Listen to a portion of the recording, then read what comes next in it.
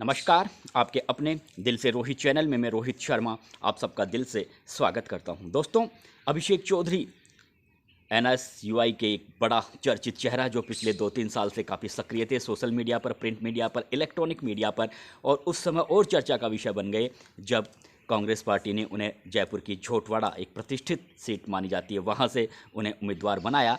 हालांकि जब अभिषेक चौधरी को यहाँ से उम्मीदवार बनाया था तो राज्यवर्धन सिंह जो भारतीय जनता पार्टी के प्रत्याशी थे, उन्हें थोड़ी राहत जरूर मिली थी। उन्हें ये ऐसा लगने लगा था कि हाँ, मेरी यहाँ से अब जीत की राह है थोड़ी आसान हो गई है, क्योंकि अभिषेक चौधरी एक वैसे वे काफ़ी चर्चित चेहरा थे। राजस्थान विश्वविद्यालय छात्र संघ की राजनीति के अलावा राजस्थान में जितने भी तमाम राजस्थान विश्वविद्यालय छात्र जो विश्वविद्यालय हैं उनमें उनकी ज़बरदस्त पैठ थी, क्योंकि एनएसयूआई के वो प्रदेश अध्यक्ष पद पर 2-3 साल से विराजमान थे और एनएसयूआई ने जो कैंडिडेट उन्होंने खड़े किए थे वो उन्हीं के मार्गदर्शन में खड़े किए गए थे राजस्थान भर के तमाम विश्वविद्यालयों में, कॉलेजों में। इसलिए वे काफ़ी चर्चित चेहरा थे। राजधानी जयपुर में भी वे राजस्थान यूनिवर्सिटी के सामने और राजस्थान जयपुर की सड़कों पर कई बार हमें प्रदर्शन, जुलूस, धरने उन्होंने आयोजित किए, बड़े बड़े आंदोलन उन्होंने किए, इसमें कोई दो राय नहीं है। इसलिए सोशल मीडिया पर वे काफ़ी चर्चित चेहरा थे। लेकिन किसी ये उम्मीद नहीं थी कि झोटवाड़ा से उन्हें टिकट मिलेगा, लेकिन उन्हें झोटवाड़ा से टिकट मिला।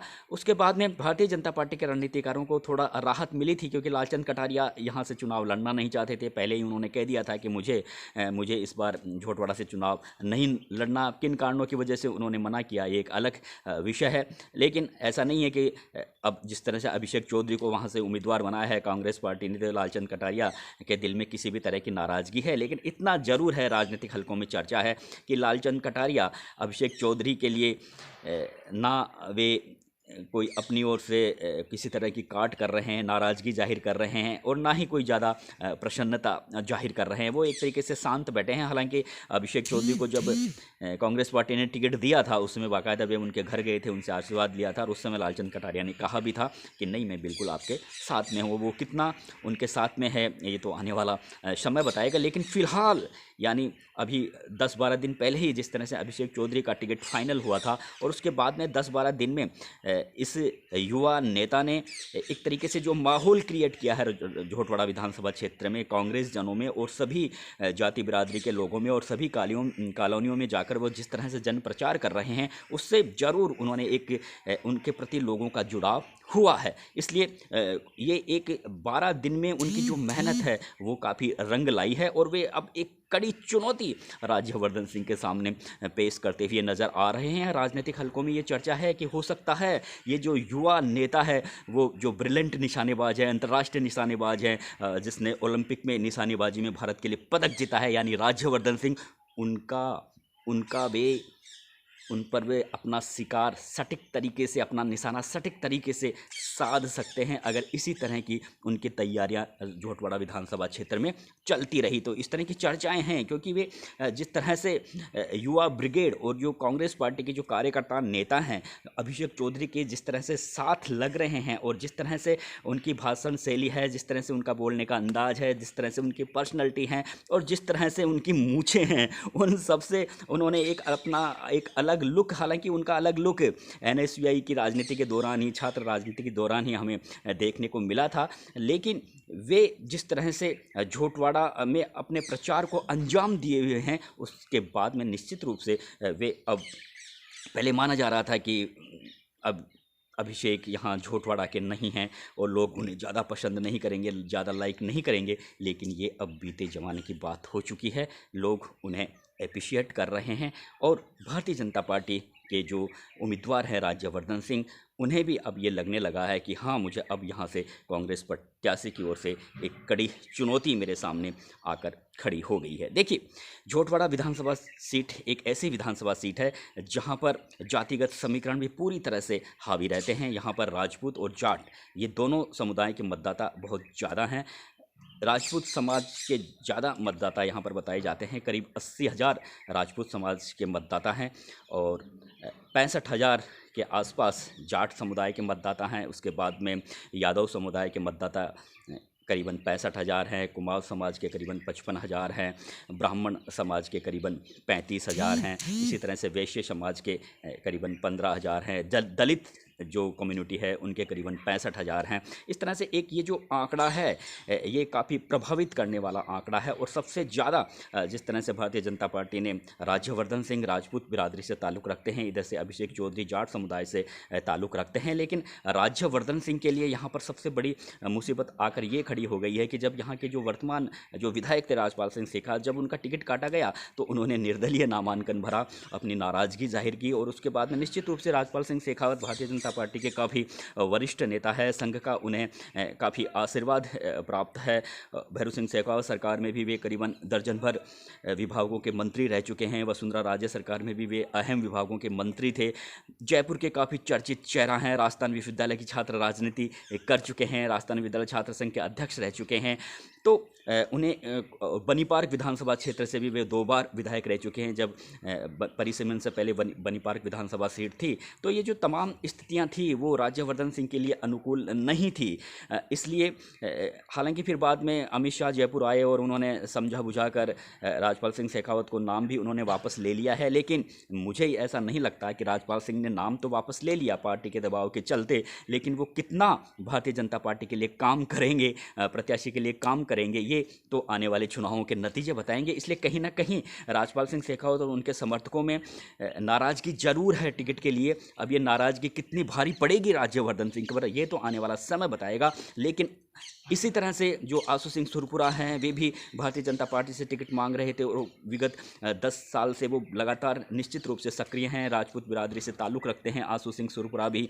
तो उन्हें भी टिकट नहीं मिला, वे भी निर्दलीय उम्मीदवार के रूप में उन्होंने चुनाव लड़ रहे हैं। तो वो भी भारतीय जनता पार्टी के उम्मीदवार राज्यवर्धन सिंह के लिए एक कड़ी चुनौती बने हुए हैं। लेकिन इस बीच यानी राजपाल सिंह शेखावत, आशु सिंह सुरपुरा, इन दोनों की नाराज़गी की वजह से राज्यवर्धन सिंह काफ़ी परेशान और विचलित थे। लेकिन पिछले 15 दिनों में जिस तरह का माहौल अभिषेक चौधरी ने यहाँ पर क्रिएट किया है, जिस तरह का समर्थन उन्हें मिल रहा है और जिस तरह का, क्योंकि वे जाट बिरादरी से ताल्लुक़ रखते हैं, अब इसलिए जाट बिरादरी के जो मतदाता हैं और राजपूत मतदाता हैं उनके बराबर ही मतदाता माने जा रहे हैं। अब देखना ये है कि जाट बिरादरी के मतदाताओं का समर्थन उन्हें कितने प्रतिशत मिलता है। हालांकि माना ये जा रहा है कि कांग्रेस जो पार्टी के जो तमाम जो कार्यकर्ता थे, जो लालचंद कटारिया के साथ लगे हुए थे, वे तमाम अब अभिषेक चौधरी के साथ में हैं।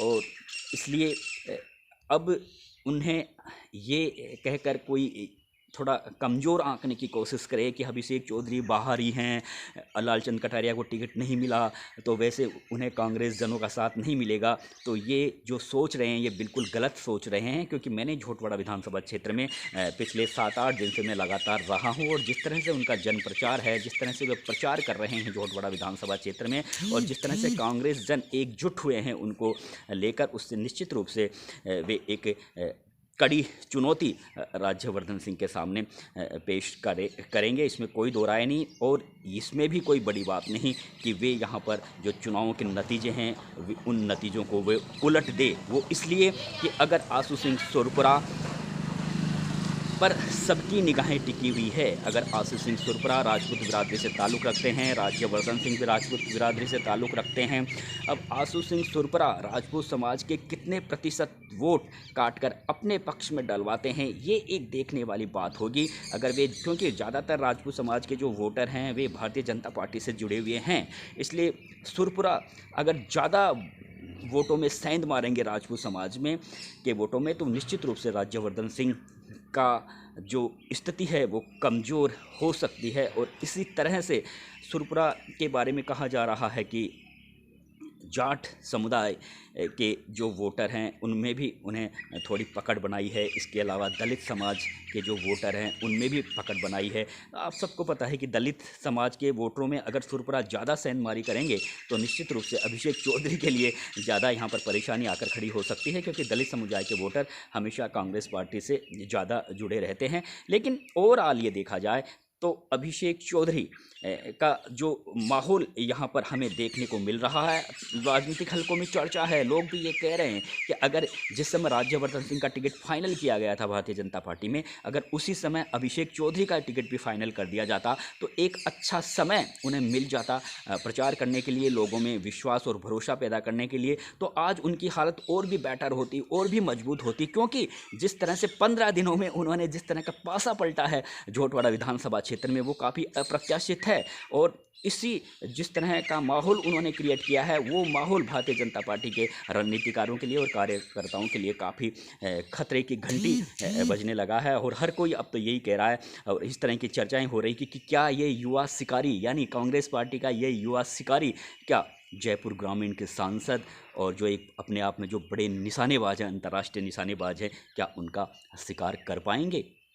और बहुत से लोग ये भी कहते हैं कि कोई बड़ी बात नहीं, वो राज्यवर्धन सिंह को अपने जाल में उलझा भी लें, अपने जाल में फंसा भी लें, और हो सकता है उन्हें चित्त भी कर दें, क्योंकि जिस तरह का माहौल उन्होंने यहाँ पर बनाया है। और अगर आशु सिंह सुरपरा भारतीय जनता पार्टी के परंपरागत वोटों में या परंपरागत जातिगत वोट बैंक जो भारतीय जनता पार्टी से जुड़े हुए हैं, अगर उनमें ज़्यादा सेंधमारी करेंगे तो निश्चित रूप से यहाँ पर अभिषेक चौधरी की स्थिति और मजबूत होगी। और आशु सिंह सुरपरा वैसे 10 साल से बिल्कुल सक्रिय हैं, राजपूत विरासत से ताल्लुक़ रखते हैं, तो लोग कहते हैं कि उन्हें भी बड़ी संख्या में वोट मिलेंगे। इसी तरह से राष्ट्रीय लोकतांत्रिक पार्टी के जो उम्मीदवार हैं वे भी जाट उम्मीदवार हैं, वे भी एक तरीके से कहीं ना कहीं जाट बिरादरी के वोट बैंक में सेंधमारी जरूर करेंगे। तो यहाँ पर अभिषेक चौधरी के लिए